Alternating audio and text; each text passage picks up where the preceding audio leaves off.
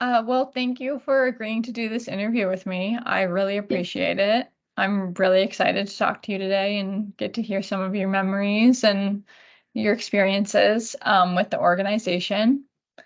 And if you're ready to start, if you could just introduce yourself, what your role is, and how you got involved with Mary's Place.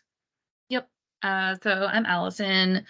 My pronouns are she, her. My current role is Director of Community Impact. So I got connected with Mary's Place through an organization called Campanas. And Campanas places trained professionals with nonprofits that couldn't otherwise afford them.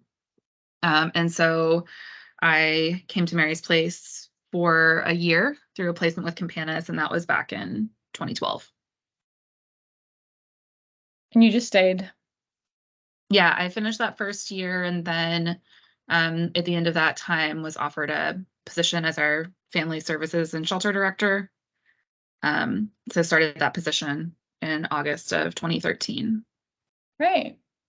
Awesome. Do you have a favorite memory of Mary's Place? I know there's probably a lot, but if you have one or even a couple, like favorite interactions, memories that you've had. Yeah, I mean, I think there's a handful that are similar, um, that really speak to like when this was a smaller organization. um, but there's just a couple families that I worked with really closely and just have some strong memories from them. And pretty much all my memories are with like refugee and immigrant families. Now that I think back on like what I'm going to share. Um, but we had one family, it was a mom and dad and kiddo and came in and turns out dad was abusive. And so Mary's Place gave the opportunity for mom and her child to separate from him. And so I just got to be a part of her life and, took her to her son's band concert when he was in like seventh grade or fifth grade, sixth grade, seventh grade, somewhere around that. So I just remember like, picking them up and going by and getting some food before and then just watching her watch her son like Hmm. perform. Um, there's like another family that I worked with and uh, also mom didn't speak English was not her first language and English was really difficult for her. And she had a kid who was really a handful, and who was on a IEP at school. And it was something that was really difficult for her to navigate because she didn't really understand the system and the language. And so I was able to go and be there for like his IEP meeting and support that. Um, there was like one family I showed up to check in at one of our shelters to see how staff were doing, and there was a family standing outside, and they didn't speak English as their primary language, and I don't speak anything else besides English, and so they were communicating something, and what I understood was that they were moving to housing, and so I was like, yeah, and like did thumbs up, like I'm really excited for you. And I went in to check in with staff, and then I came back out, and all of their bags with their belongings were in the bed of my truck. And I was like, oh, I committed to driving them to their housing. So I was like, all right, come on, let's go. So I have like just a two like single cab truck with two like a seat for the driver and one passenger. So I was able to take dad and we had the best we could, had a great conversation. And then I got to see them like move into their home. There's like a number of occasions where I got to like pick up people's belongings from the shelter and take them to their housing and Mhm. help them move those things in. And so those just always really stand out to me. And I think within that too, a number of the families, including one of the ones I mentioned, they would invite us to their homes once they moved in to like have us come and they wanted to, take care of us and treat us and share their customs with us. And so been to a number of people's homes where I got to, they cooked for us. They got to have like traditional meals, like they had their whole, the whole coffee set up, um, and participate in that way. So I think those are the things really just around like, being in these direct relationships with families and getting to Mhm. share those times with them. Mhm. That's great. What impact did you see Mary's Place having in the larger community throughout your time there? I mean, I think that the impact that Mary's Place has always had is like filling in the gap, Mhm. um, figuring out where there's not service and then bending to meet that need. So I used to answer the phone lines for people that were calling seeking services. And so I was getting calls from like single dads with kids that were like, I called 211. They gave me your number. They said they didn't know if you could serve me, but I thought I would call and check. And I would Mhm. say, unfortunately, we don't have any services for dads, and I have absolutely no other phone numbers to give you because nobody offers that. And Mhm. so I think whenever we realized that was the answer we were providing to people, we realized we needed to flex to do something differently. Mhm. So I think that is really one of the impacts that Mary's Place has had in the community. Um, yeah. Yeah. You talked a little bit about this in your last answer, but how have you seen Mary's Place change throughout your, I think you said over 10 years of working there? Yeah. Um, I mean, in so many ways. I think that's like the one thing about this, I think just this work in general in this field is that like it's never consistent, right? Like Mhm. uh the issue of homelessness changes, the way that homelessness shows up looks different from time to time. Like who experiences homelessness looks different. And so we got to be flexible Mhm. to meet the needs. So I think there's been so much change over time. I think one of the things I've seen is like us going from being this really like everyone does everything, we just make it happen and like figure it out to being more like of a structured, Mhm. kind of forward thinking, planning, strategic organization. So I think that's been one of the big changes I've seen. Um, I mean, there's so many ways that we've changed. Think about like when I started, there was like we didn't have any data systems, right? It was like everybody was Mhm. tracking their own work in little Excel spreadsheets, and you Mhm. didn't like if somebody left, you like didn't know where their spreadsheet lived, and so you're like, oh, what's the numbers for last year? And we're like, oh, no one knows, or like you see a spreadsheet and you're like, I don't know what this count means, like. Mhm. So we went from having that and like having no, like just a single piece of paper with like some very basic information about the families we were serving to like having now this like complex data system that really allows us to understand comprehensive needs, to understand like what, one of your coworkers is doing to support a family. So that's been a huge change. And what that's enabled us to do is like really look at our data and be more informed by the data. Um, I think that, one big change was that we used to do everything all in one space. So like our day center was also where families came. Uh, and so it was a huge change when we opened our first family center to really have like a dedicated space to families. And then also to have like a dedicated space for the single women. Cause it's really hard to like talk about like the real traumas of homelessness Mhm. and living on the streets when there's like a 4-year-old running around. Mhm.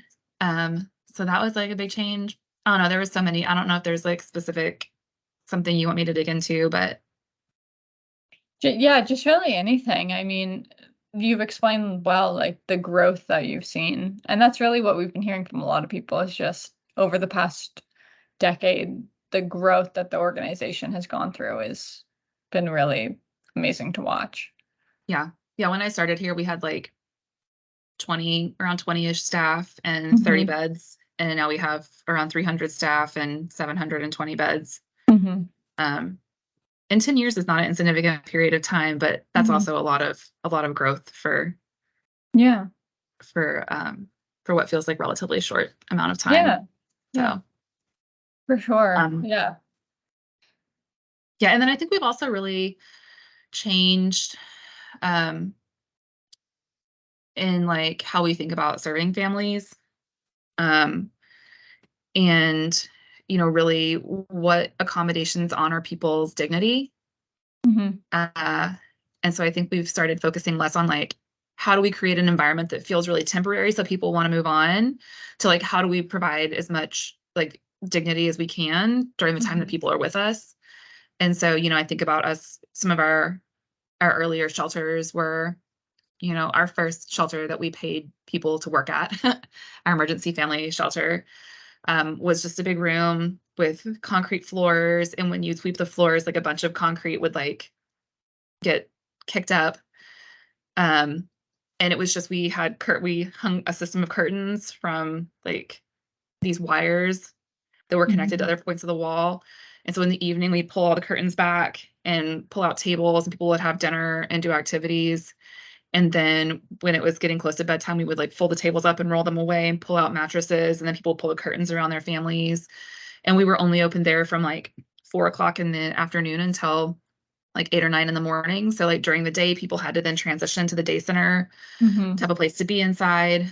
And now we've gone to, like trying to provide private rooms for people as much as possible, being open 24 hours a day, making sure that there's like comprehensive services. So we're not like, people aren't having to go everywhere to get their needs met. We're doing those things in-house. So I think that's been a big change as well, is like just how we've adjusted the way that we serve families. And then we also, I remember when I started, we were fairly new in the shelter world, in the shelter game. We had done the day center, but shelter work was pretty new. And Marty would always say, like, we always said we'd never do shelter. She's like, there are people that do it really well. And we always said, like, we're good at being in a day center. So I think, just the fact that we are the largest provider of family shelter is like a very different place than where Mary's Place started. And again, speaks to that like filling in of the gap, because it was like the recognition that when we closed our doors, it was like the kids that had no place to go when we were closing up at the end of the day. So thought we would flex to meet that need and just figure out how to do it. Great. Yeah. So my last question for you today is just, throughout your time at Mary's Place, was there one event, or if you can think of one event, like a time period that you think is particularly important to the history of the organization?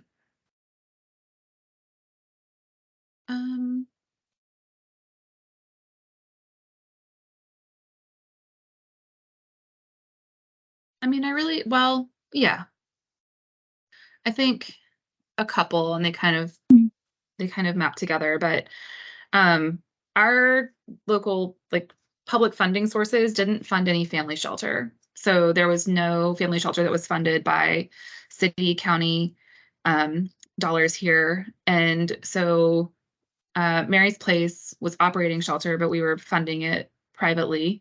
And we saw there was like this huge need, and we're like, our system should step up to do better, and our system should step up to fund this. And so we engaged in some joint advocacy with like what was a really small group of partners. It was really only two other people from a single organization. And we were successful in like advocating to get the first public dollars dedicated to fund family shelter. And so then there was a lot of conversation. It wasn't an adequate amount of dollars, right? So there was a lot of conversation in the community around what should shelter for families look like. And there were a lot of different ideas about it. And no real consensus. But the reality was like there was only so much money.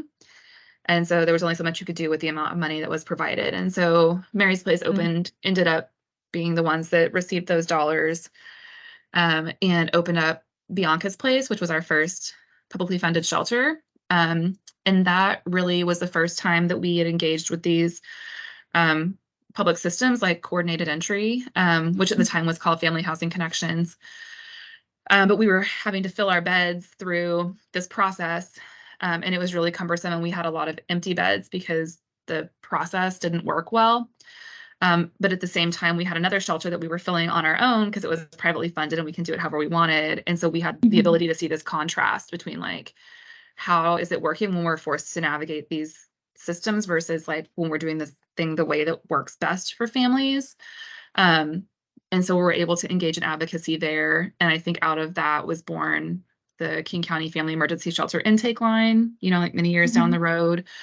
But I think that I think back on Bianca's Place and that first like shelter that was for families that was funded by local public dollars, was a big deal and set us off on kind of this different path.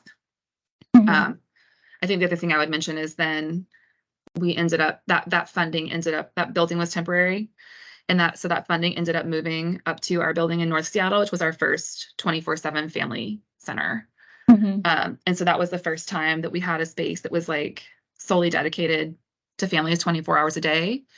And we're really able to focus on our youth services, like having a space dedicated for them, providing services on site that were dedicated to families. So like our health services, but with a focus on like pediatric health. And so I think that that building also was like a kind of like milestone that I think of as really this first time that we fully invested in space that was related to families, and it was a space that was actually owned by the city.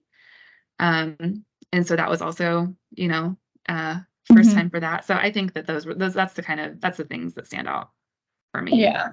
Mhm. That's great. Well, thank you. Yeah. I Do you know, like, when, those like, the exact time, like, the dates or the years that those happened? My Sorry. timeline brain is like Yeah. everything matches together. So I Mhm. don't, but I know that we mapped that out in the past around like when the Mhm. different spaces opened. Mhm. So that would have been Bianca's Place and NPFC. So Mary's Place Family Center are the two Yeah. that Yeah. I've referenced. Yeah. And was that kind of the first time that you think that, like, the city really got involved with Mary's Place, was with those 2? Yeah. Yeah. Yep. It was. So That's great. Well, thank you so much for meeting with me. I really enjoyed getting to hear all of your experiences and your memories with Mary's Place. If there's anything else you want to share, like stories or memories, you can add them onto our interview right now. Or if you can't think of them right now, feel free to send them to me later, and I'll make sure they get into the project somehow. Um, but otherwise, if that's all. Once again, thank you so much. I've really enjoyed talking to you, and I'm super excited about this project.